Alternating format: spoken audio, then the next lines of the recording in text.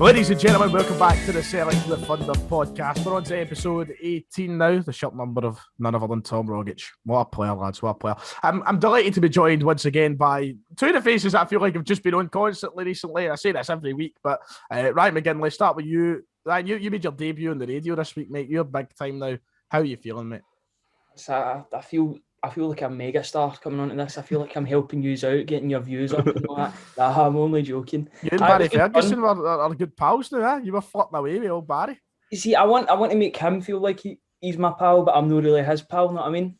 So, do you know what? He was all right on the radio when Davy Proven was a lot more positive about Eddie Howe than he is in the papers today, so I don't know if he's been two-faced about it. I've seen a few articles today, like I typed in Eddie Howe's name to Google, and we'll get on to Eddie Howe obviously in the podcast, but I typed his name into Google, and I've seen like a couple of things pop up for a couple of publications, like, oh, it's an embarrassment of an appointment and stuff like that. I'm like, what?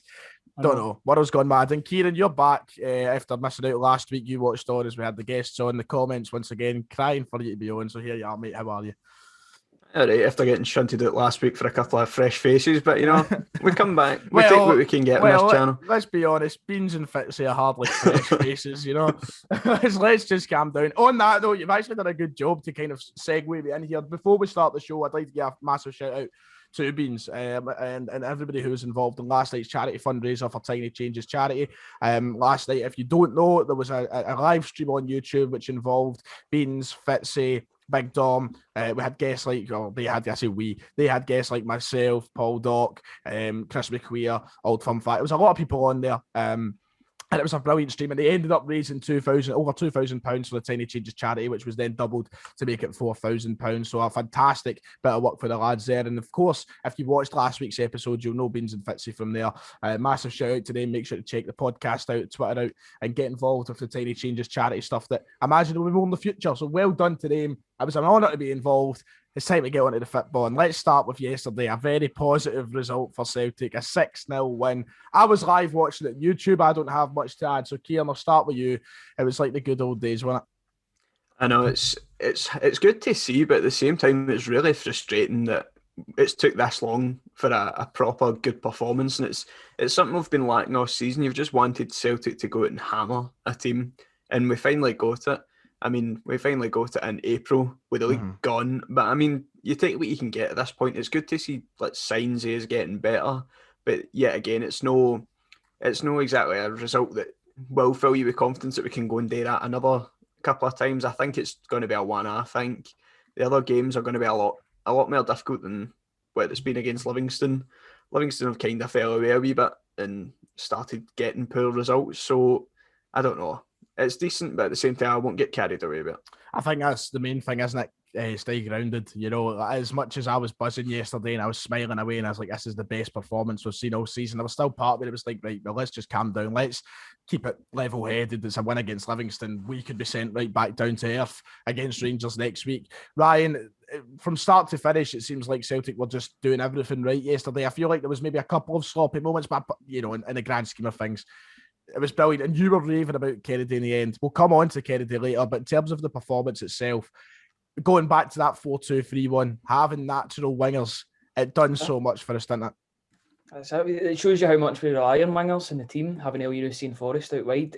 I felt yesterday that it was the closest to 90 minutes that we've got in terms of a whole performance, keeping it up for the duration of the match. I thought we were brilliant. The tempo was great. Passing the ball about quickly. I thought Brown was dominating in the middle, as he has been doing the past couple of weeks, to be fair. Yep. Aberdeen are getting a good player, obviously. We need to replace him, which is going to be difficult. I thought especially Greg Taylor had a good game yesterday. I thought he was absolutely brilliant down that left-hand side. I think he gives you more than Laxalt, I'll be perfectly honest. He's more of a reliable option, because Laxalt comes up and down a wee bit with his form. But it was a good performance, and really nice goals as well. And you know, I'm a massive El Yunusi fan, and he just shows that he's the business again. I feel like every week this conversation now has to come up about whether or not we try and sign El Yunusi permanently next season, or if we try and get him back. Now, we don't know how realistic that is. There was a price tag of $5 million thrown around at one point in the season, which to me, I think would be very naive of Southampton to follow through with. I think he's a player that Southampton should be looking at keeping, considering their season has been a bit below average, below par. They've not been great. So I think keeping him as much as we want to might be difficult. But you made a good point there. I want to come to the two of you on this and get your opinion. Scott Brown, for me, and I brought this up multiple times yesterday, right? People are there's a big, obviously, there's a large amount of Celtic fans who are very unhappy that Brown is still starting over Sorrow. But how do you balance that when, as of recent, as you've said, the last few weeks, I don't think Brown's really put a foot wrong. Yesterday, he made one sort of mistake where I think it was a slack pass and Livingston took it. But apart from that, he's been fine in the middle. So how do you balance that? Who's in the right here? Is Kennedy make the right decisions, or should Sorrow still be starting over Scott Brown? I think it depends on how far we go in the Scottish Cup, to be honest. If we are going out to win it for Scott Brown, then he should be playing. Obviously, he wants that to be his last hurrah. He will be playing next week. I think there's no doubt about that whatsoever, barring an injury or something, or a bereavement or whatever. But I'm not wishing death on anyone there. The many men, you're 50 Cent here. I know, rest in peace, DMX. Rest in power, not rest in peace, rest in power. Sorry, should get these things right. But he's been brilliant the past couple of weeks. I was moaning before the game, saying, "Oh, we're playing him again," but he kind of proved me wrong. He showed how dominating he was in the middle. He kept the other midfielders really quiet, and I thought he had a better game than McGregor. I thought McGregor was really quiet. He was one of the better midfielders in the team. So Kieran, that kind of comes into the conversation of now where the sentiment lie here, and should we be trying to gel Sorrow into the team for next season? Because it's such an argument that I've laid, and as Ryan's kind of gave his opinion there, but it's such a 50-50 for me, because I agree with both sets. I'm like, well, Brown's not been bad. Maybe we should let him see out his Celtic career. But the other side, I'm like, we should be playing Sorrow. So do you think sentiment should get in the way here? Do you think we're right starting Brown? It's a really sticky situation, because I don't know where exactly I lie on it, because I do agree with it. I've been a very big advocate on this podcast about no playing into the whole sentiment thing and players getting in. Like, if you look back to the Scottish Cup final back in December, we wanted Sorrow and Turnbull and that to be playing instead of Brown, and all the ones that had been in on they've already got us to this point, so they get into it. And that's where I don't know where I feel, because with Scott Brown, it makes it all much harder because it's Scott Brown, because he's been here for so long and you don't want to see him shunted out of the team. But at the same time, the guy's not going to be here next year. We really should be trying to implement players that will be here, get them game time. But at the same time, as you said, if he's been playing decent, can we really shunt him out of the team? So I don't know. I'm really torn on it. I know it's just so difficult, because you feel like at some points when you see him play, you're contradicting what you've said in the past. And that's not just the Scott Brown, because when you say it about a certain player, then people start to go, well, you said this about another player, and then all these different factors come into it. So it is a difficult one to weigh up what's the right answer. But I think at the end of the day, for winning games, you shouldn't be really changing that just now. I think that's it. If it's not broke, don't fix it. You know what I mean? But we'll see how it goes. I'll tell you one thing that's been fixed on. We've touched on the thing about wingers, but James Forrest back, but hobbling off the park as well. It was very frustrating. I actually felt like greeting. Like, he's back, and that's 2 goals now in 2 starts since coming back. Or did he score last week against Falkirk? Or am I making that up? Yeah, I mean, he scored, but it was a brief deflection. Well, it's 2 goals, right, mate? It's 2 goals. So 2 goals in 2 starts since coming back. He looked really good yesterday, that right-hand side. You can see the difference he made. He put in one cross that I remember, and I remember thinking to myself, Christ, that's the best cross we've had all season. It just shows you how much we've missed him. Him hobbling off the park, Kieran, is a sad sight, but it kind of touch on both sides of it here. Forrest being back and then him scoring off the park. Give us your opinion on both of those things. I mean, his impact since he's came back has been clear to see, especially the way we were playing yesterday. It was just free flowing, and it's stuff that we've not really been doing too well this season. Like, even just on the break, we looked so much more threatening, and I feel like it was all due to him. But at the same time, it's such a gut punch if he's out again. Then I feel really sorry for the guy, because he came back. In the interviews, he sounded enthusiastic and happy to be back, and he sounded grateful, and sort of gets what it's all about when you to play for Celtic anyway. You like to think that when you talk about James Forrest, but you feel bad for the guy, because you need to just hope there's nothing that's came out yet, is there, about how long an Not injury? at all. See, I'm hoping it's just a case of, we see that how he pulled up and he holds his leg. I'm hoping he's just kind of went, right, okay, let's just take it calm, but take me off, protect me, sort of thing. You know what I mean? I think it has just been precautions, to be honest with you, but I hope it's not anything serious, because as you said, the use of wingers and having two prolific wingers on both sides with him and El Younoussi has just been, like you seen it yesterday, it was top notch. So hopefully he's fit to go on Saturday, but don't know. Ryan, it's just one of the ones doing it. Just touch with hope that he's got to be there. It's amazing what happens when you play players in the proper formation as well, in the proper position. Like, if you play El Younoussi, I know it's mad how that goes for everybody though, isn't it? Like, it's not just about talking about wingers. Your Turnbull playing at the number 10, blah blah blah. I felt like individually when he came on, I thought he was all right. He obviously got his goal, but when we put Ryan Christie out to the right, the team suffered a wee bit because of Forrest's natural width was taken away when he was taken off. It shows you just how important he is. And I've, over the past couple of years, I thought he's been really inconsistent, but the numbers don't lie, and we really do miss him when he's out the team. I mean, you don't miss them until they're gone, obviously, and he's been brilliant since he came back in. 2 goals and 2 starts. You can't really complain. Yep, and let's talk about this. So about Saturday, you touched on it there. If hopefully we do have Forrest Keenan for Saturday. Whether or not the game goes ahead on Saturday, we'll talk about later on in the show. But for me, that has to be the 11 that starts Saturday, that exact team. I don't know if any of you would agree, disagree, any changes, but that has to be the exact team that starts for me on Saturday.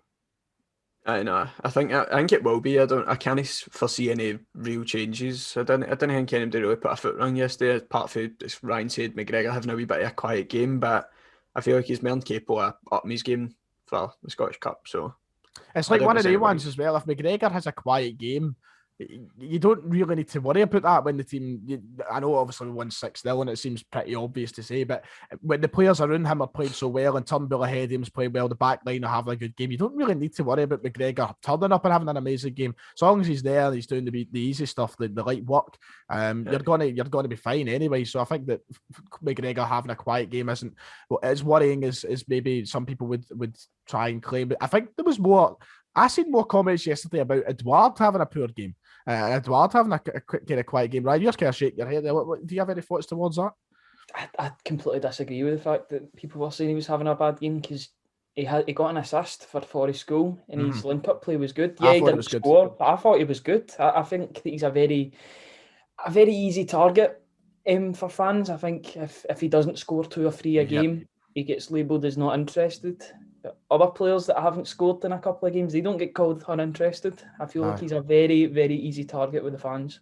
I feel like yesterday when I was looking at the comments coming through live on the watch along and people were saying, Eduardo's rotten that day. I'm like, well, I was disappointed at the couple of chances he could have taken a bit better. But at the end of the day, his link-up play, as you mentioned, was fantastic.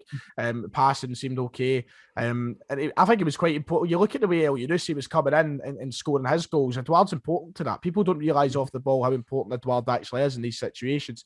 So I think it is kind of harsh. I do agree that Eduard might get that. I thought he was fine yesterday. I think, once again, like McGregor, if you've got the players around him playing well, Eduard doesn't need to step up and score 2 or 3 goals because he's doing that work off the ball to get players like Forrest, there, and Turnbull as well involved. It's really important. Any final thoughts on the game yesterday, Kieran? I'll come to you. No, I mean, as I said earlier, it was just really nice to see an emphatic win for once, because it's just something we've severely lacked this season, the killer instinct, the cutting edge, just to go and take a game by the scruff of the neck and just hammer a team, because this Celtic team, as we've seen in previous years, have got it in them, and obviously we were just on our day yesterday, but it's just a shame that we couldn't have seen that a bit more this season. Yeah, but that was I just was smiling with joy. I felt like, that's what I said in the title of my match review, I was like, died and went to heaven. It doesn't feel like we watched the same season, and you're hoping that kind of this starts a kind of transition that lasts from now to the end of the season, and then takes us into next season. Yep, I think John Kennedy will be bringing a pen in with him every time he goes to the showers in case he gets offered a contract after that. I wanted to actually highlight the maiden Norway goal, Ayer's run, his goal. That was just beautiful. I mean, those 2 players, I'd love to see them next season. I don't know if either of them are going to stay, but I'd love to see them stay. Oh, we've got to try, man. The 2 of them never hide. Hard working, always there. It's not worked out for them this season on like a team level, but individually they've both been brilliant. I think that we've always known how good Ayer is at getting forward with the ball. It's always been there. It's always been evident. But since coming back from the international break, Falkirk last week and then this week, I feel like he's been great at it. I feel like he's went away on international duty, and I don't know who the Norway manager has been like, yeah, see when you go back, just run with the ball. Like, I feel like he's just don't listen to John, do that. Because he's done it like really well the last couple of games. It's been very noticeable. And as I said, it's no surprise to us that he could do it, but it's been more evident in the last couple of weeks more than anything. So Ayer is just unbelievable. Let's move on. One more point, sorry. Oh, go on, of course. I thought Stephen Welsh was good as well yesterday. I've been kind of of saying that he's a squad player and that, but he's quietly grown into that role. He's not really putting a foot wrong, and he's quite strong in the tackle, and he's quite dominating considering he's quite a smaller centre back. Mm-hmm. So I think he's been pretty good. It's going to be interesting to see what happens with him over the next few months. If Celtic look to recruit and maybe put him down, I don't want to say, I don't know how you word it because it sounds so cruel when you like, move him down in the importance of the squad, because he'll be an important player for years to come, I think. But it's just so weird how his future might go at Celtic, because he's just been kind of shoehorned in, but he's been doing well at it. So I think the rest of the season will be it'll show where he'll be next season, because he's got a lot of tough games coming up. We've got to play Aberdeen away. We've got Rangers at Ibrox twice. Then we've got Hibs at Easter Road as well. There's a lot of hard games so that he can prove himself in. And as I said, I think he would just be a squad player next year, but you never know, he might prove himself here to any new manager coming in this summer. Yep, so let's talk about managers. We mentioned the name a minute ago, John Kennedy, and I feel like it's only right to talk about Kennedy here. And yesterday I was tempted to just start singing Kennedy's Got Us Playing Celtic's Back. A lot of people raving about the way he speaks, of course. He's a very professional guy. And of course, the performance is the thing we'll be talking about the most. And the fact that now it's 2 weeks in a row, we've got some good performances. Ryan, I'll let you kick us off here, because you were talking about Kennedy, of course, last night on Go Radio when you were on, and you've been tweeting away about Kennedy as well. So what are you thinking? What's your thoughts about Kennedy just now? Now, I would like to, before you go, I know I've just said I'll let you kick us off. I'd just like to clarify, I don't want John Kennedy to be the next Celtic manager. It can't be Kennedy. But certainly I think that the last few weeks, and since he's been kind of thrown into the role as caretaker manager, has proven that maybe his future does stay at Celtic. Yeah, I think he's steadied the ship. We've not had any disaster results when you think about it, apart from the 0-0 each with Dundee United. But even then, we dominated that game completely. We should have scored. It's just been the problem this season, under Kennedy at least. We've had so many chances, but we've no scored. Yesterday was sort of the first example of us actually taking chances. He can't be the manager for numerous reasons, for season ticket sales, for continuity, for the new era. It would be a bad start for Dominic Mackay if John Kennedy was the manager. It wouldn't look good at all. But I do think there is a place for him, if the rumours are to be believed, with the whole Eddie Howe situation, wanting to keep him on. I think he'd be a good fit under Eddie Howe, because Brendan Rodgers liked him. I mean, Brendan Rodgers is a great coach. It all depends on if they get on, really. Yeah, I think this is one of the ones is hard to, because Eddie Howe might or might not have the chance, and this is presuming that Eddie Howe gets the job. We'll come on to that. If Eddie Howe gets the chance to meet him or not, that kind of, you don't know if that's going to happen, because maybe Eddie Howe comes in and it's like, all right, that's Kennedy away now. So we don't know. It's a bit hard. What I would like, if he was to bring in his own people, like obviously Jason Tindall, I don't know if him and Eddie Howe have fallen out since he took the Bournemouth job. I've read something about that. I don't know if they've patched it up. But I'd like to see him and Jason Tindall as number 1 and number 2, and maybe John Kennedy as number 3, similar to what he was under Brendan Rodgers, just to be that middleman from this era and the next era. I think it'd be a good transition. Yeah, so Kieran, what's your thoughts? A lot of people have been raving over the past 24 hours after that game last night. As he started to, because I think opinions have changed drastically since the first game that he took charge, and before they were like, nobody was really sure if Kennedy should stay. I've always been in the fence. I think he should. I've always been a Kennedy fan, but now is he proven to you that he should be a definite to stay, or do you think it's just a little bit of a honeymoon phase because we're now a bit happier after a dreadful season? I don't know. I mean, obviously he's got us playing a bit better, and obviously that's proof of the result yesterday. But you've got a lot of people going like that. Oh, he deserves to be the assistant under Howe if he comes in and what? Why? Like, see if Eddie Howe was to come into Celtic and want a completely new backroom staff, and John Kennedy was out in his arse, I would not shed a tear.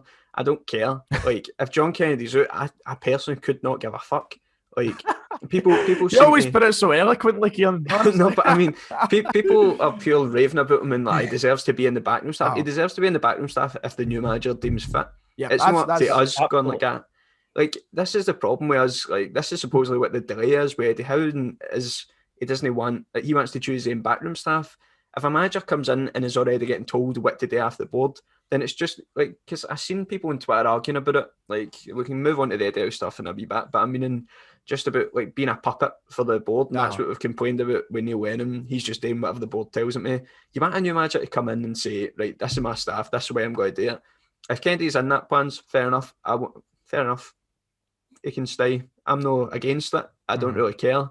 But I think he's a decent coach. But if he's not wanted, then I'm not going to complain about it. I think that as fans of Goiby, I think you put it well in saying in the first part, and I'll let you finish what you're saying the other thing, but I think when you said it first is the way I'd put it. Look, I'm more than happy for Kennedy to be here as long as it comes down to what the new manager wants. If the new manager doesn't want him here, then tough titties off. I think that's the way you have to look at it. We shouldn't be putting the priorities of perhaps old friends as we normally do onto Kennedy as a guarantee stay if the manager doesn't want him. Like, we should not be sitting down to a manager and going, you can come, but he's got to stay. That shouldn't be happening. No.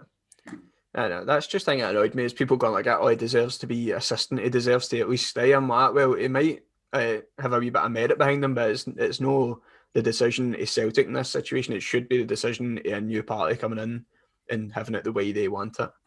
So... Well, there's still a bit of time to decide because, of course, we could all be very well and happy just now, but who knows, maybe after the cup game and then the next game at Ibrox, we could be completely reversing our thoughts, our decisions.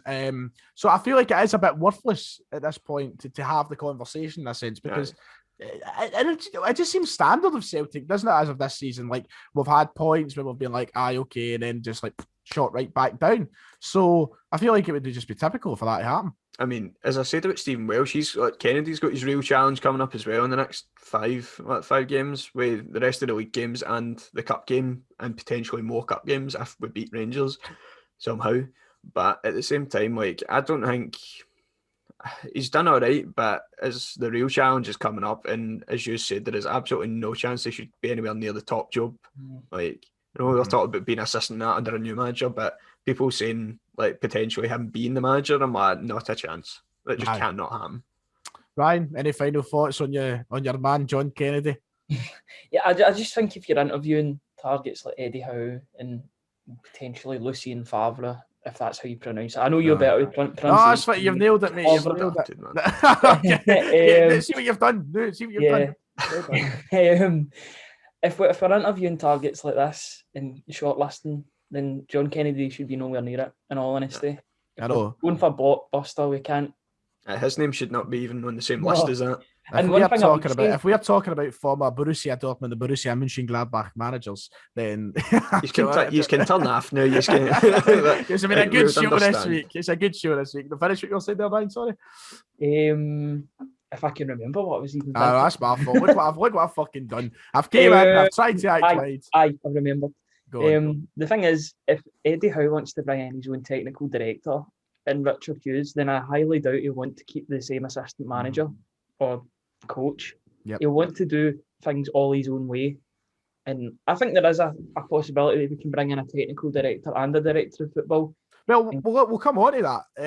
I think it's a nice transition now. Let's move on to Eddie Howe. And we'll save that bit in a moment, Ryan, because that's been one of the major talking points that we've not been able to talk about over the past week on here. So we sat down last week, Ryan, with Beans and Fitzy, and we spoke about at this point last week, it looked as though Howe was happening. Like, it was definite. It was going to be announced that, and we'd be sitting here this week's episode going, I've got a new manager. But it's not turned out like that. There's been a lot of stalling. There's been a lot of doubt creeping in. I, for one, am still so confident it's going to be Eddie Howe. And this is why. Let's start off with this. Why on earth would they talk about it on Celtic TV yesterday? Why in the name of Christ would they even mention his name? You cannot tell me that if Eddie Howe, we bottled it, if it's not happening, if the board were cautious of anything going wrong, they would turn round to Connie McLaughlin, they turn round to Jackie McNamara, they turn round to Alan Stubbs and the production team and say, do not mention anything about a new manager. Never mind Eddie Howe's name. Don't mention a new manager. Just talk about the game and talk about Kennedy. But they've went into in-depth discussion about Eddie Howe. Ryan, you actually got to see it. I didn't. I missed it because I was streaming, so I was getting set up and I missed it. Before you give me your opinion, what were they actually saying? Can you give us a wee bit of insight here as to what they were talking about with Eddie Howe? I've got to be honest, mate. I didn't see it. It was the Cynic's tweet that I saw. Well, I was like, I thought I would just jump on this bandwagon and say, "Oh, they're talking about him." But from what I gathered, they were talking about how he'd be a perfect fit for Celtic manager and that, and I'm like, this is weird. Like Celtic TV don't do this. I mean, I know they've had a PR disaster this season with loads of things, not to mention the debt company that we had advertised on one of our tweets a couple of days ago. But, the fact that they were talking about it so openly, there must be something. They must be confident that this is going to happen. For them to talk about it, either that or we're going to have egg on our face big time again. For them to talk about it on the club's propaganda machine like that and no an independent like broadcaster or anything, it's just, I never caught it. I mean, as I said, we could just be believing there could be a Weber conspiracy here on Twitter kidding on that this happened, because none of us seen it in person. But in terms of, I think I caught the tail end of him talking about John Kennedy as well, talking about maybe his future away for the club. So like, I don't know, it is weird for like the club's actual like Celtic TV to be talking about stuff like that. It's just not something you'd expect. Because it'd be completely different if it was, of course, Sky, BT, Premier Sports, whatever. That's understandable. And even to an extent, it'd be understandable if it wasn't actually. Like we've seen what we've seen all season with the way Celtic TV has been run. It has been purely, as you've said, the propaganda machine. You know, that we have been spoon-fed what we don't want to hear. But you know, this is the kind of stuff that. It's just odd, you know. It's not, and to bring that up just seems so. I don't know. It's weird. I can't even put it into words. Surely, it doesn't fathom with me. I can't fathom at all how it can't be Eddie Howe at this point. Like they're leaving a massive possibility for the biggest PR disaster of the season to come right and hit us all in the face. Did it surprise you though? See, after the way this season is running. That's it. Like I'm stumbling for words here, but I just can't. I'm sitting there and I've seen all the tweets and I heard myself and I see people talking about it in the chat and I was talking about it all stream and I'm sitting there and I'm thinking, surely, like that is it. That is for me all the confirmation we need. And of course, there's a long way to go. We don't know how long it's going to take, but you're looking at it and just thinking, aye, come on. I know. You just want some form of confirmation to put an end to this, because the rumours, like, well, it gives us stuff to talk about. It is a pain in the arse. How long can I clickbait Eddie Howe's name? I know. It's just constant speculation, and then you've got people on Twitter claiming to be in the know, and they're sitting putting up stuff like it's definitely happening, then they're chopping and changing. Then you've got people for newspapers coming out and saying stuff, and then it doesn't happen, and you just don't know what's happening. And it's the fact that we're not even, like, still a good while until the season finishes, so this could go on for a lot longer, and there's going to be a lot of people talking about Eddie Howe and how, like, the whole point on Twitter now is, like, why is he not doing it now? Does he know what to come? But that's the whole thing we was talking about earlier, whereas he's wanting to do what's best for him to come to the club. He wants to bring in his own people. Do you really want a manager that's just going to come in and accept everything that the board's saying to them again? Because this is meant to be a new era. It's not meant to be Peter Lawwell's puppet show again with Neil Lennon in charge, because that sounds so wrong, man. Peter Lawwell's puppet show. The only thing I can think of is the Potter Puppet Pals. Oh, remember that, man? Christ almighty. But do you know, I could just picture that in the back of like a van, like Peter Lawwell's puppet show. Like that's dodgy stuff. You shouldn't be getting involved with that. I know. And that kind of brings up the conversation that I've seen a lot of people talk about. So if it isn't Eddie Howe, and Ryan, this is something we spoke about. Let's move off of the puppet show for a minute. This is something we spoke about. if it isn't Eddie Howe,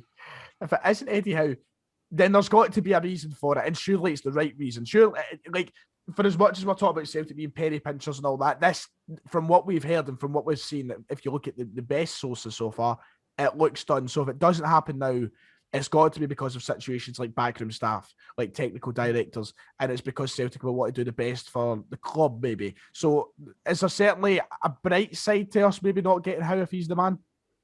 I think there's a bright side anyway with the amount of time that it's taken. I'm trying to be as patient as I can, and I'm glad that they're doing their due diligence and actually going through a proper interview process. Like, obviously that didn't happen last time because Lennon got the job. He should never have got the job. I would have much rather had Kennedy with the job. Looking back on it now, it's good that they're going through their interview process and all that. I've just repeated myself again, you know. But that's the key phrase in all of this is the due diligence. Okay, it's a hard word to say.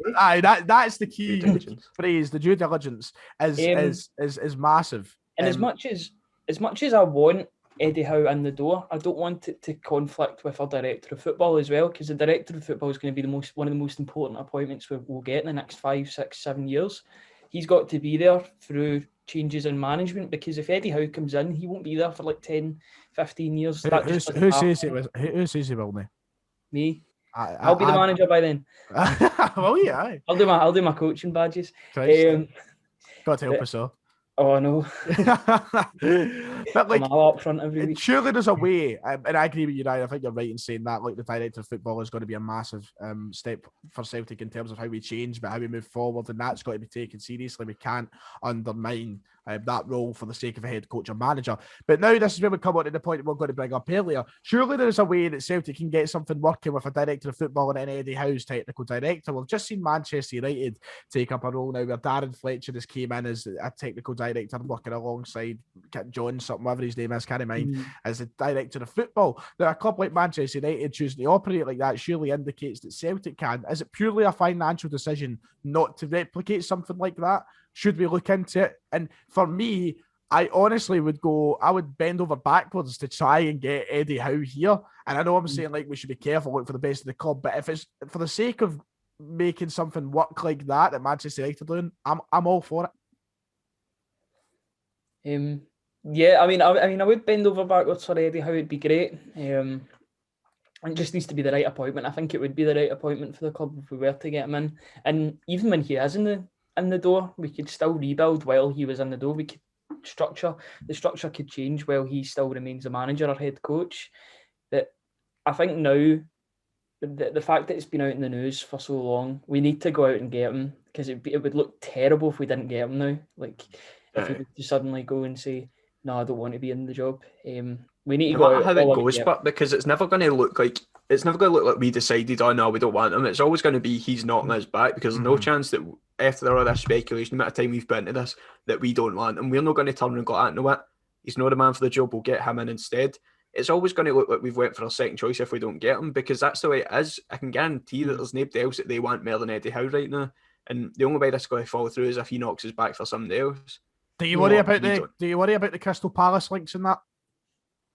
I mean, I don't know how much truth there is in them, but you always worry about it, because when Celtic are having to it's the sad reality that Celtic need to compete with clubs like this for managers like this, because in our heads feel like it's just such a pointless move going down to Crystal Palace, and I stand by that. Crystal Palace are an absolute nothing club, because it's the fact that Crystal Palace as well, like Eddie Howe's a guy to me who indicates youth players, progression, all that. There's one young player in that Crystal Palace start 11, it's a Berriesi. Why didn't he would have to go there, and if he wants to do his own thing, refurbish that whole team, which he kind of has to do here, but at least he's got the tools of a young squad to do it. It's where is the ambition at a club like Crystal Palace? I understand people like, you come up here, it's a 2-horse race and that, but at least you're playing in Europe. Think how long it would take for him to try and get Crystal Palace into a side that can even get into Europa League. It's not going to happen, is it? Like, it's not going to happen, and it's going to take years. And if he wants to fester about in clubs like Crystal Palace or even Newcastle, the links with that, Newcastle might be a big club, but see, just in terms of that club, they're fucked. How is he going to possibly fix that team? I know you're talking about a Newcastle side that is going to maybe be in the Championship next season for all we know. I know they won today, a very big result for them, but you know they could be very much down in the Championship next season. And is that where Eddie Howe wants to go? He left Bournemouth when he went into the Championship, and I think he left more for the sake of his time was kind of over there, but he wouldn't want to be back in there. European football's on the line, man. Surely you're picking Celtic in that situation. If you do all right up here, but because realistically he's not going to be here for 8 years or whatever, he's not going to get a pure long term. He needs to be in to try and steady the ship. Realistically, he will go back down to England maybe in about, you'd like to think about 4 or 5 years' time if he was to come into Celtic. But that's the reality. He wants to come in. If you're a manager, like a young manager with forward thinking, you come to a club like Celtic, you take him into Europe, you do all right with him. That's going to be a whole lot better than sitting with Crystal Palace in 14th finishing there, because what you got to do with Crystal Palace, it's going to take a miracle to get them up to into Europa League and that. Even if you can get them qualified, what you're going to do with that squad? Yep. It's a monumental task, and I'm not saying that the task up here is any easier, but I feel like, as you said, we've got the building blocks to help them along the way up here. But I don't know. I just don't get the whole thing with people saying that it's a bigger job than that down south, or but I can't wrap my head around the appeal of it. I just can't.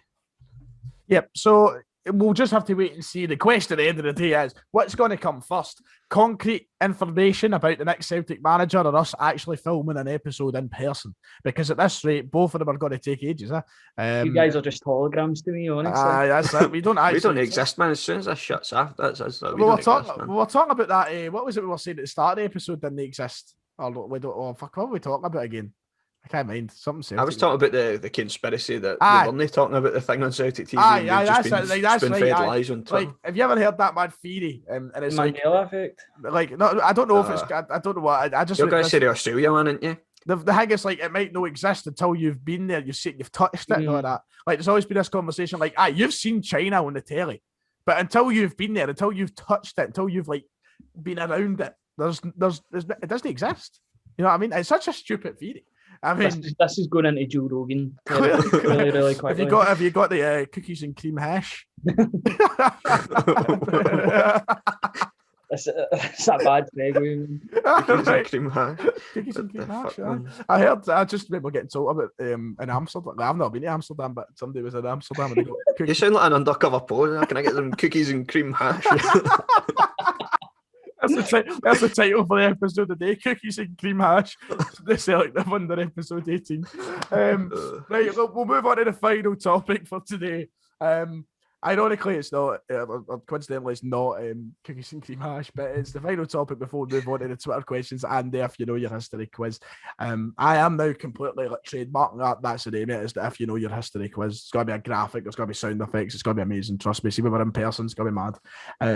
But we'll move on to the final topic, and we kind of brushed over it earlier when we'll talk about next week. Look, we'll probably sit down, and I don't know who'll be on it, but we'll do a cup preview podcast. We'll talk about everything in depth. We'll talk about how badly we want to beat Rangers and all the rest of it, and how much we want to win this cup. But we've got to talk about the fact the game might not be on anymore. But we don't know. Saturday is the funeral of the late Prince Philip. He'll be getting buried, and that means the Celtic game could be. Stop holding back your smiles there, boys. We're going to say great, the late great. Yeah, I was expecting that. You remember him fondly, Ryan? I remember him fondly, of course. But yeah, he has funerals on Saturday, so the SFA have came out with a statement which has been met with real backlash about moving games around to suit the broadcasting of the Prince's funeral. So this game is surely and we're not going to get all political and things in here. This is not the point in this, but it is quite a pain that we've got off the back of that fantastic performance at the weekend, Kieran, for the game to perhaps be moved. You're hoping it's still on a Saturday. I mean, I was very excited at the prospect of 4 o'clock Saturday kickoff. I know, it's just a pain in the ass for the game to get moved just because Bobby Madden's a pallbearer. I mean, it's probably Madden the ref, but as you said, it would be good if it could stay on the Saturday, even if they just moved the kick-off time. Both sides are eager to get this game played. I think even I've seen so many Rangers fans react to the SFA statement as angrily as Celtic fans. They don't want this game moved. I know they've postponed the Championship games down south for the Saturday. Fair enough, right? Okay, they've made that step, which I think a lot of fans have also been unhappy with. So it's just a weird one. How do you balance public opinion in this? It's weird. Aye, do you know, it would be a really good way to distract us from the horrible news if the game was played, so that I could distract myself, to stop my grieving and just watch the Celtic Rangers game. I think it's quite. It's an escape, not isn't funny, it? But it's mental that the two are clashing. Like, is Celtic Rangers that big that they need to move it? I know, it's been planned, isn't it? That's what I was saying yesterday. Like, this has all been an eloquent plan to move this game. Like, what were the odds on Celtic playing Rangers on the day of the funeral of the Prince? Like, the Queen's husband. What were the odds in that? Like that, if you offered me the chance to take up that bet, I would have never took it. Would have been decent. One odds. weird request, I bet. That's for sure. Imagine that in your turn up, William Hill. But we'll wait and see what happens. If it does get moved, what are we thinking then? Do we think it will be still on a Saturday night? Maybe push it. Will it be moved to Sunday? We're looking at midweek possibility. I think they would love to push it midweek. See, just the police and that, especially because people wouldn't be able to drink, etc. Like if they're working the next day, sort of thing. I think that's their dream scenario if it's midweek. But then again, they don't like the late night kick-offs for the old firms because people have got a day to drink. But at the same time, there's no pubs not open. Exactly. So like this is when why I was pubs wondering. open, actually, is it The not 20, that week, the though? 26th, the beer garden's open. 26, That's what I don't know, and that's what I don't get. Like, so people go, "Oh, it's to stop the boozing and all that." It's still going to happen. People are still going to booze no matter what. They're going to booze into the wee hours. Whether the game's at 12 o'clock in the morning, I'm still going to be boozing right up until midnight. If the game's at 7:45, I'm going to be boozing right up until midnight. It's not going to change my day. That's it. There's no pubs open. People are going to drink in their house. And yes, there might be a few groups of supporters who go out and try and cause some trouble. It happens. This is like it shouldn't happen. I hope that everybody's wise enough to not do it. I'll say that just now. But at the end of the day, it's not going to change anything. We're stuck in the house. We're meant to be in the house, so they can't really give a justification as for how good does a Friday quarter kick-off sound? I saw that rumour yesterday. That sounds incredible. That'd be the shit, man. Oh, that would be absolutely sensational. Oh, put Gaffer in here. But honestly, it's a one that we're going to have to wait and see. Have they gave any kind of indication as to when we're going to have a final answer? No, I don't think there's been any indication. I think you'll maybe find out tomorrow, like just because it's Monday, but I don't know. They've had a few days to think it over on that. Right, so we'll just need to wait and see what happens. I guess we'll find out the next few days. We'll talk about it on Twitter and all the rest of it, I suppose. So if you want to see anybody's opinions, or very opinionated opinions, then make sure to go and follow us on our individual Twitters. Link will be in the below description. Right, we'll move on to the Twitter questions before we finish off with the quiz. It's been an exciting one today. We have been talking, as we just said there, we'll be talking about Peter Law's Puppet Show, we'll be talking about cookies and cream hash, and we've even managed to get in Bobby Madden being a pallbearer. So it's been quite an interesting episode on the Select the Thunder today. So we'll move to Twitter, which last week, Kieran, you missed it, mate. You missed the question of all questions. We were talking about Neil Lennon having a quick arse.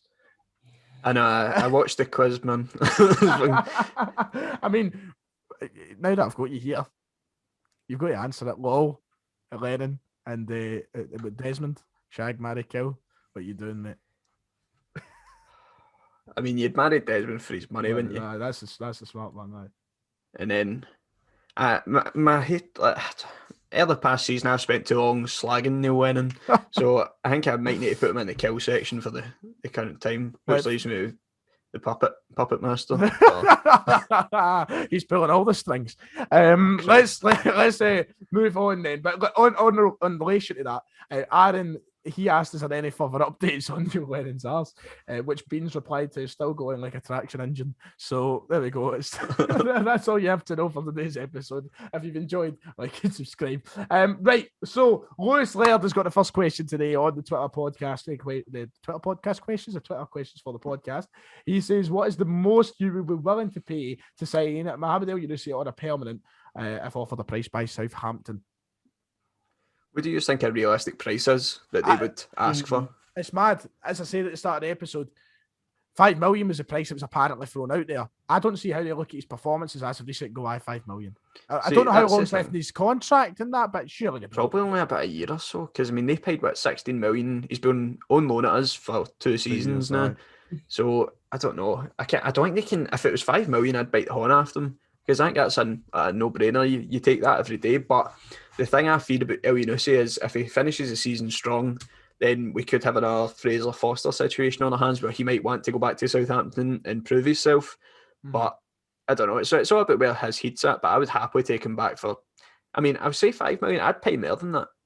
I think he's brilliant. But obviously, people have maybe moaned about his consistency in that. But being played at a position, and when he's finally played in his position, he's getting goals. He's putting in the performances, and for me, I'd even go as far as about £8 million, something like that range. I'd pay it. I think that if you're looking at anybody to come close to the £9 million we signed Edouard for, it's him in my eyes. Right. So you're saying as high as 8 million. What were you, Ryan? I'd probably go 6-7 million. I think he'll only have like 2 years left in his deal because he was there for a season and then he's been on loan at us for 2 seasons. His contract apparently expires in 2023, the end of the 22-23 campaign. Which is 2 years away. Aye, Yep. 2 years away.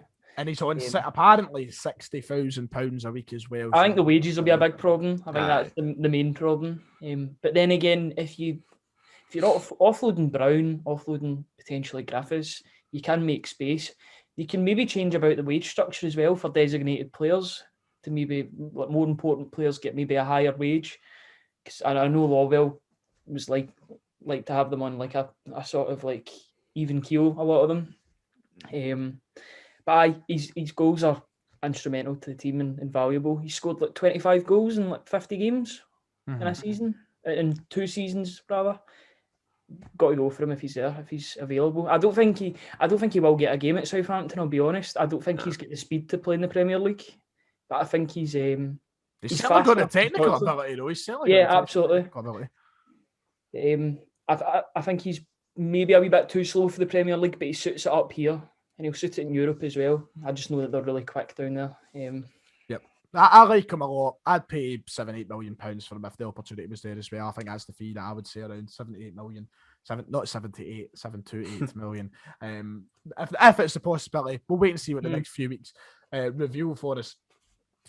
Celtic now and forever has said that there's apparently rumours that Aaron Hickey wants a move to Celtic. Would you take him? I'd probably take him, but I doubt he's going to gear up on the Italian dream that easily. Because he's been doing well as well. It's not as if he's got a reason, unless he's proper like home. I mean, he was getting in the squad. Like, I remember paying attention to it before. Let's see when we played Hearts in the Scottish Cup final, and he had his wee segment before it, and he was talking about, he was walking about vlogging in Bologna and that. But I think it was like he was in the team, then he got COVID and injured, and like it just sort of didn't work out for him. So I don't think he's been starting games for them anymore. So I don't know. I don't know. I need to go and check, but I know there was a period of time which he was at the squad. So sure, I know. Fact check, but do you know I'd who probably take him. I've always fancied the idea of getting Josh Doig. I like him. I think I'd take him out ahead of Hickey. To be honest, did he not just sign a new contract at Hibs? So doesn't matter. No, I know they'll be doing it to get more money, obviously, if he has signed one. But I don't know. I don't know if he'd be willing to come to Celtic the new. What? I think he'd maybe want confirmation of playing time because even if he stays at Hibs, he's going to get a move somewhere. If he plays all right next season, well, that's a guarantee. Whether it's in the Championship or whatever, he will get a move. So he was getting linked with Leicester. So he's done really well this season. Nah, he has. I've been very impressed. I quite like Hickey. I thought Hickey should have been signed this season. If I'm being perfectly honest, he should have been alongside Taylor in the left back position. I thought it was a no-brainer. I didn't understand why we didn't go all out for him. Maybe we did, and he just wanted to go to Bologna, but. Yeah. Well, let's just hold faith in Taylor. He's been all right. I mean, but he certainly can do better, I think. I don't, we'll wait and see, because it kind of ties into this question here, which I think is quite good. John F. Kennedy, the usual suspect this year, as always. He's there and he's always there. He has asked, or he said anyway, since we need to sign, you're talking 10 new players, the issue isn't whether El Yunusi is worth 5 million, it's whether he's worth that when our total budget might only be 15 million. It'd be a different story if you're talking 25, 30 million pounds. So when you do weigh that up and you think about it, there is going to be a lot of thinking for Celtic to do, Kieran. I know, it's something we've not had to think about for years, because when we've went out in the transfer window, it's never been a complete overhaul we've had to do. We've just been getting a few players to improve the squad and that, and it was working out. But now that it's just sort of came crashing down, we've got a lot of restructuring to do, a lot of players on the way out, a lot of players are going to come in. You're going to budget. I mean, I think he should still be a priority to bring in, because I think he'd be brilliant in a new squad under a new manager.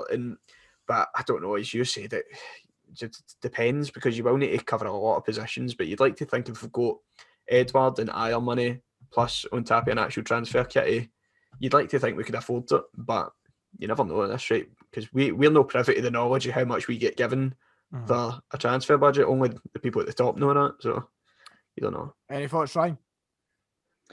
I've just had a total mind blank, mate. Sorry. You know what? I don't care. Just sign El Yunusi. The whole budget goes. Yeah, absolutely. Sign El Yunusi regardless. His goals speak for themselves, and he's a top lad. There's a good question here that I actually really like from Connor Carr. And do you know what? This is a question that I feel like you could have a 50-minute conversation itself with. Like, it could actually be the title of a podcast. Connor Carr has asked, do you think the performance yesterday suggests that if Lennon had gone earlier this season, things would look completely different? As I said, you could be here all day discussing that question. There's so many different factors to speak about that links into players' fitness, morale, managerial decisions, tactical decisions. There's so many things to talk about. Kieran, very simply though, if you were to answer quickly on that, do you think things would have been different if we did pull the trigger in November? I'd like to think they would, because I was a huge advocate for getting Lennon, and I was under the impression that if we got a new manager, it would have been a sort of, like, we'd have got a rejuvenation. Mm-hmm. You could say that this has took a wee while to come into action, us playing decent, but if this happened months ago, we might have still been in with a chance of having a wee bit of competition near the end of the season. So yep. I think it might have, maybe not, I don't know. I don't know if we'd have went on a proper challenge for the league, but I think it would have definitely made a difference. I don't think we would have found ourselves 20 points behind, Ryan. No, I think we would have put up more of a fight, and we would actually put pressure on Rangers. Rangers, admittedly, they have been good this season, but they've had no pressure whatsoever. Mm-hmm. You look at even the start of the season, the fact they were like 9 points clear after the whole ball and goal incident, that's a massive psychological boost, because we still had to play those games, and that was pressure. When did we play those games? Was it January, February time? Right. Just a complete mess of a season. From start to finish. Worst nightmare, aye. I just want to move off of Neil Lennon like forever. Just never have to speak about him ever again. That's why I want like Eddie Howe through the door and the rebuild done. And then we'll finish off with Mark Kearney saying, only one request. Don't talk up the notion of being Kennedy being the next manager. All I'm hearing since one is him being the likes of a Real Madrid manager. Him being the manager is ludicrous. Very strong opinion there. Poor John having to deal with that. No, but I do agree. It can't be Kennedy for the job, or it can't be Kennedy for the job. If Kennedy's the Real Madrid manager, I'll happily take Zidane. I take Big Baldy. Aye. How many Champions Leagues he's won now? 4? 3 or 4? 3 no, sure. I won 3. I think it's only 3. Well, as a manager, just a 3. Not that good, is he? Look, that is all for the main kind of overhaul of conversation, lads. I very much appreciate that, but it's time to end off with the If You Know Your History Celtic quiz. Cue the song. But can they play? Right, it's time for the quiz. Me get that on the soundboard. I know. Can they play? So, of course, it runs as it always runs. Set 1, set 2. Ryan, last week you had the unfortunate position of just kind of watching on. So because of that, I will allow you to choose whether or not you go heads or tails, mate, and I'll let you choose if you want to be set 1 or set 2. So Ryan, on you go, mate. Heads or tails? I'll go tails. We're gonna go tails. Right, I'm using Google rather than the phone today, so you've got to trust me. You can't hear it. It's heads. Heads is the correct answer. So Kieran, would you like set 1 or set 2, mate? Give set 2. Oh, that means you're not first here, Ryan. Oh, here we go. Are you ready? I'm ready, mate. Right, this is it. The If You Know Your History quiz starts now. How many league games did Celtic win during the invincible season of 16-17? So out of 38 league games, how many did Celtic win?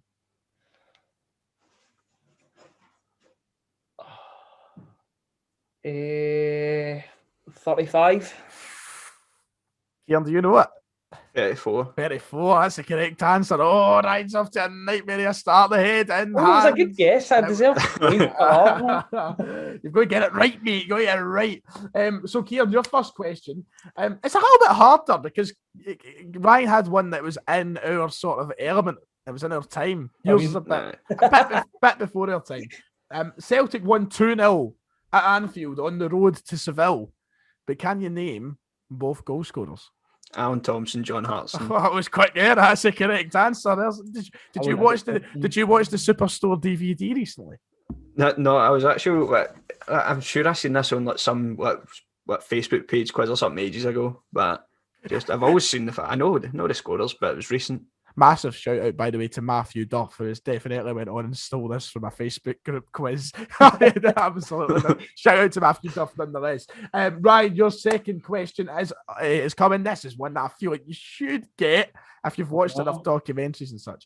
Bobby Lennox was the only Lisbon Lion to live outside of Glasgow, but which seaside town was he born in?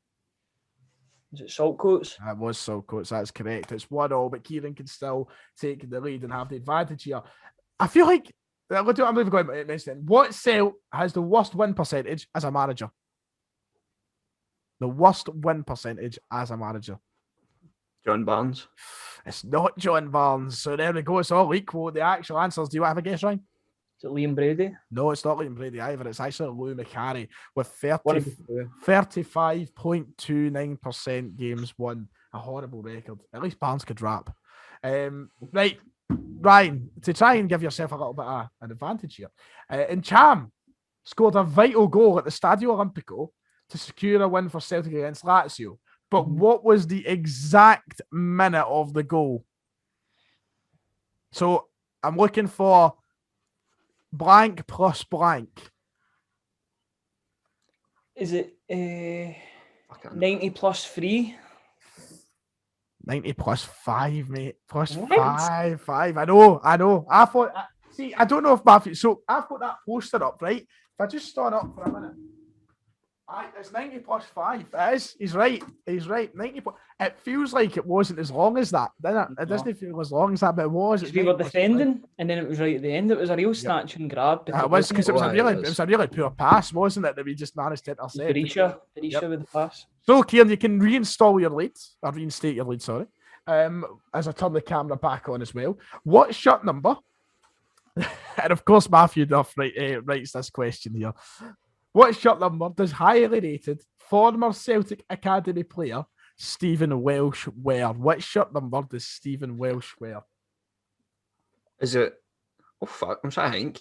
See, these are tricky ones when they get up to the high numbers. Is it 57? It is 57. That's correct. If it was me, I had 53 in my head. I had 53 in my head. I was like, it's 53. I wasn't confident on that. I just knew that it was 50 something. See, it gets hard when it gets up to the high numbers, unless it's somebody pure distinct like Aidan McGeady, James Forrest, Callum McGregor, stuff like that. It gets a bit Tierney. It gets a bit kind of confusing. Right, Ryan, need to get this one right, mate.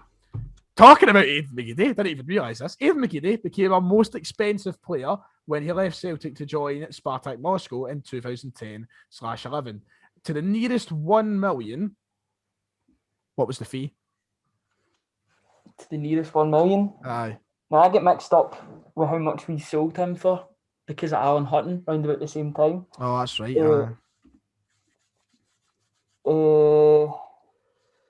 No, that's between two. I don't know.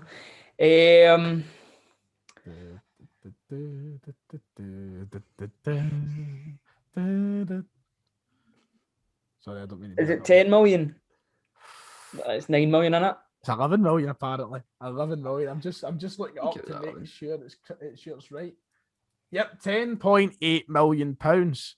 So there you go, 11 million. That's the correct. Probably should have got it in euros. I didn't think it was as high as that either. I always thought it was like 9. I know, same. Because I know Alan Hutton was 9 million. That sounds terrible that I know that, right? One of those things that always came up in the transfer thing, at the side, this guy's quote. So there you go. Right, Kieran, I think if you get this right then, that's you. You've won. You've won this week's quiz. Yep, you would be. I'm getting scudded here. You'd be up 3-1 if you get this right. So, from which team did Danish footballer Tommy Gravesen join Celtic from? Real Madrid. Real Madrid is the correct answer. Well done, Kieran. We'll finish it off anyway. Well done. Kieran's the winner this week. Ryan, to give yourself a bit of dignity, which English club was Callum McGregor loaned out to for 2013-14? Alongside Jack Grealish, Notts County. Notts County. I know, I keep forgetting he played together. That's mad, isn't it? Grealish Better than Jack Grealish at that point as well. I know, but there you go. Correct answer. And finally, the last question to try and see if you can win 4-2. Still is, Christ. Don't start me. Odsonne Edouard scored 21 goals in the 9-in-a-row season. But how many braces did he score? It's a tough one. I think back to see if I can actually remember any. But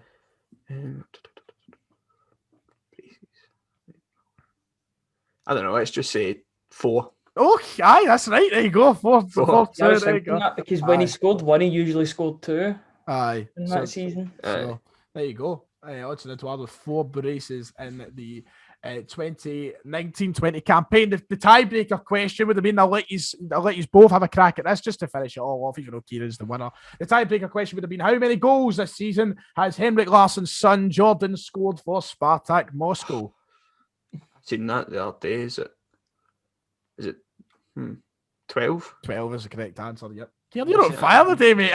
That's 5. I just remember seeing it on Twitter because it was like 12 goals, like 4 assists or something. Kieran got 5 out of 6 there. That's the best performance we've had yet. Well done. Well done. You can't beat that. Play? Can they play? Ryan, look at his teeth. Look at his hair. He's a film star. Okay. But can he play? I want to see what film I'm in, man. That's all day. Right, lads, thanks very much for joining me today. It's been another excellent episode of the podcast. Before we go, I'll open the floor one final time, as I always do. Do you have any final thoughts, or do you just want to say cheerio? No, just Eddie Howe, please. Don't let us down. Eddie Howe, Bob's and Vagin, please. Ryan? This is a wee message to Enzo. I still love you, and if it goes, if shit hits the fan, Enzo, you're coming. You're coming. I love how like Enzo is just like no talk whatsoever. Enzo probably doesn't even know, like he's linked, and we put He's picked up a paper. I know he's like Pep Guardiola's giving that. I'll help you like I did not know. Right, lads, thanks very much. If you are listening, you've enjoyed the show, please, as always, as I heard with every YouTube video, hit like and subscribe, especially if you're new to the channel. If you've been listening on Spotify, make sure to share out the podcast on all the relevant channels, and also make sure to follow the show for updates on when a new episode is released. From me, Kieran and Ryan, it's been a pleasure as always. See you next time, and good night.